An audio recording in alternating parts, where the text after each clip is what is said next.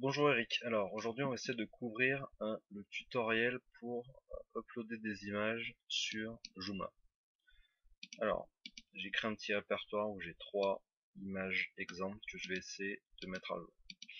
La première des choses importantes, c'est de regarder la taille d'une image quand on l'utilise sur un site internet. D'accord. Donc on va dire généralement une photo avec beaucoup de détails, comme c'est le cas ici, vous voulez pas qu'elle fasse plus de, on va dire, 150 kilooctets. Au-delà, si vous en avez trop sur la page va mettre très longtemps à se charger.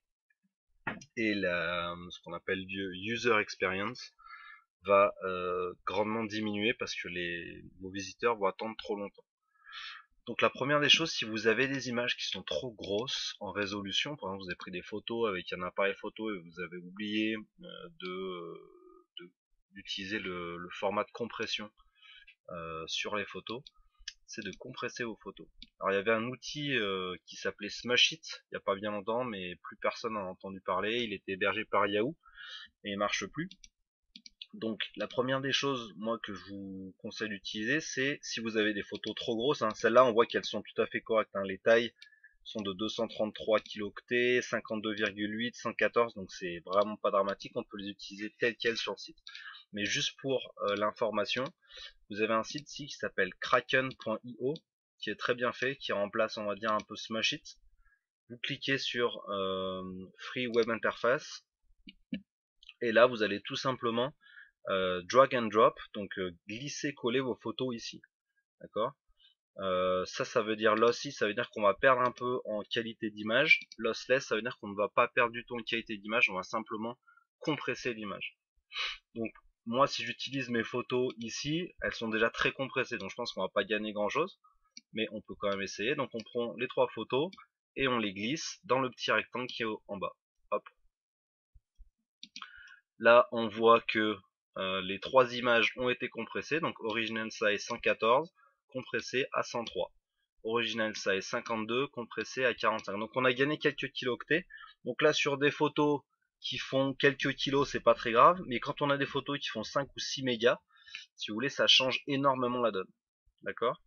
Et ensuite, on peut simplement cliquer sur Download all cracked files in zip archives. Et voilà. Et donc, on va aller sauvegarder ça, par exemple, dans, dans le dossier Picture. Hop, voilà. On les retrouve ici. Et ensuite, on a juste à faire un export. Donc ça, c'est bien. Avant de commencer à mettre à jour votre site, si vous avez plein de photos, vous pouvez faire ça tout d'un coup. Et ça vous fera gagner énormément de temps. Et vous aurez plein d'images qui sont compressées, on va dire, hein. Donc qui seront quand même beaucoup qui sont qui offriront une meilleure expérience utilisateur à vos visiteurs. Voilà, donc là on a nos trois images compressées, 103 kg, 45 kg et 220 kg. Donc on va utiliser celle-là pour le site. Alors ensuite, on est sur notre site internet. D'accord, on est ici.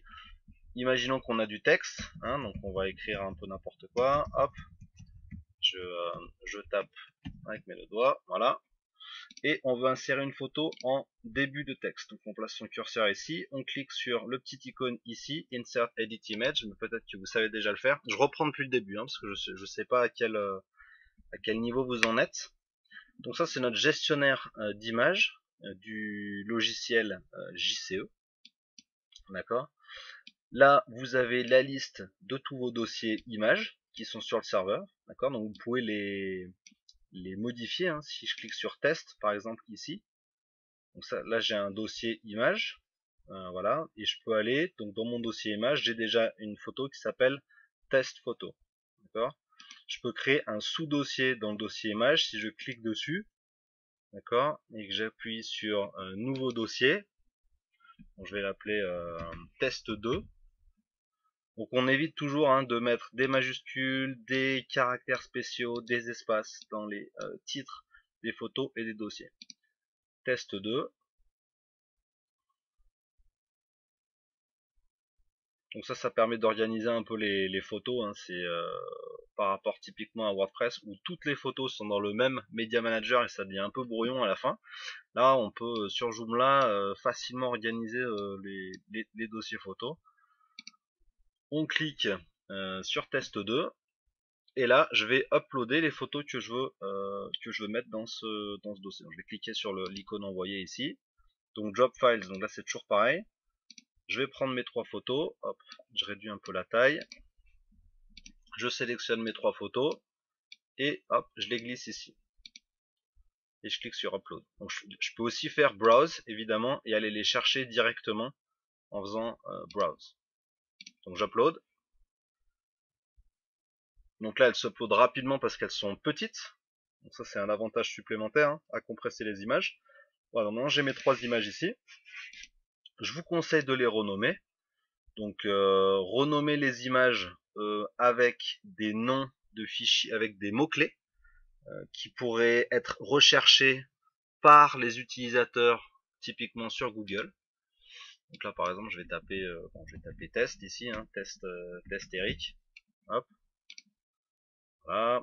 Donc là je mets yes. Donc on renomme toujours les photos avant de l'avoir utilisé sur une page. Sinon effectivement ça risque de casser les liens qu'il y a vers cette photo. On reclique sur la photo.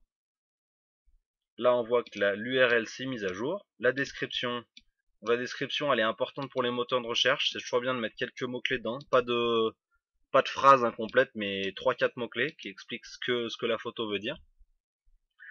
Et ensuite, on a les dimensions, l'alignement, etc. Donc là, on va juste laisser tel quel. On va cliquer sur insérer. Donc ça, c'est la façon la plus facile de mettre à jour une photo. D'accord. Donc là, on a inséré notre photo sur le site. On clique sur sauvegarder. Hop.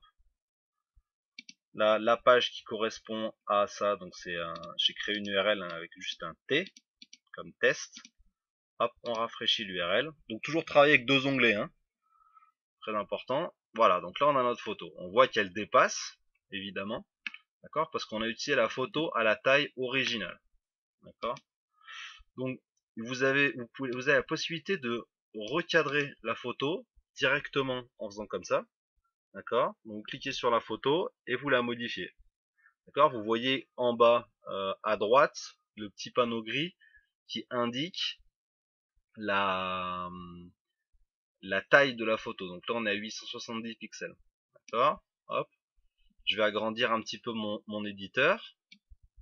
Hop. Voilà, puis là je la remets un petit peu comme je veux. Donc ça c'est la première méthode pour redimensionner la photo.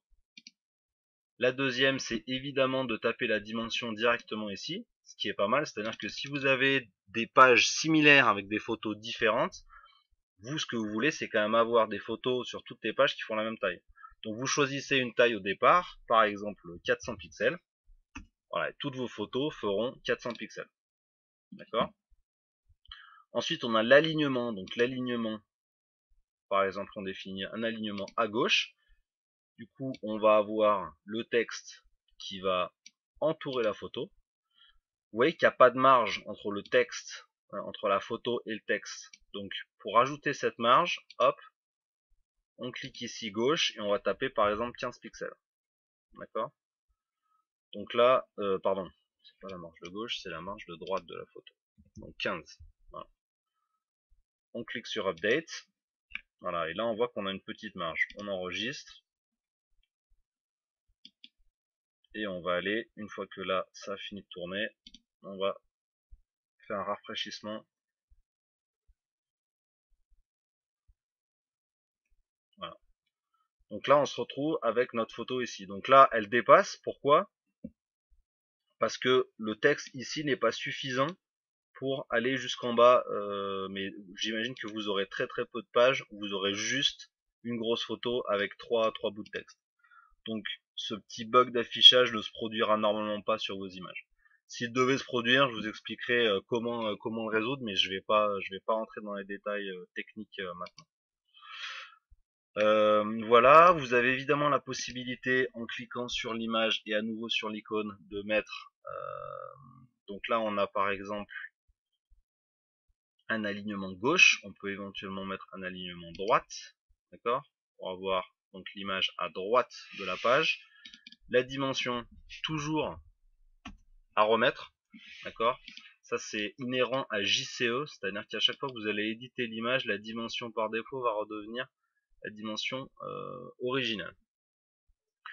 Voilà, alignement à droite. Vous avez aussi la possibilité, je vous ai créé ce qu'on appelle des classes CSS, c'est-à-dire qu'au lieu de d'écrire gauche et ensuite de taper droite 15 par exemple, ou de taper droite et d'écrire gauche 15 si vous voulez une marge, une petite marge à gauche de la photo, au lieu de faire cette étape, vous avez la possibilité, hop, ici on va enlever, d'ajouter des styles. Donc, par exemple, je vais ajouter le style left, alors tout en minuscule toujours, voilà. Donc left qui veut dire alignement à gauche, c'est une classe CSS que je vous ai créée dans le modèle. Update, donc là on voit que en fait on n'a pas l'impression qu'on a un alignement à gauche, d'accord. Et ça peut être résolu plus tard, si vous me direz si ça vous intéresse d'utiliser cette classe, je pourrais vous modifier ça. Et lorsque je rafraîchis ici ma page, normalement j'ai le même effet. Voilà. Donc là la page n'a pas bougé, malgré le fait que ici on a une différence en termes de vision, mais ça c'est simplement dû à l'éditeur JCE, d'accord, qui est hautement configurable et sur lequel je n'ai pas reporté la classe left, c'est-à-dire que ça ne se voit pas dans l'éditeur, mais ça va se voir sur la mise en page, sur la partie ce qu'on appelle visible, partie front-end du site. Voilà, donc ça c'est pour la mise en place et l'upload des photos.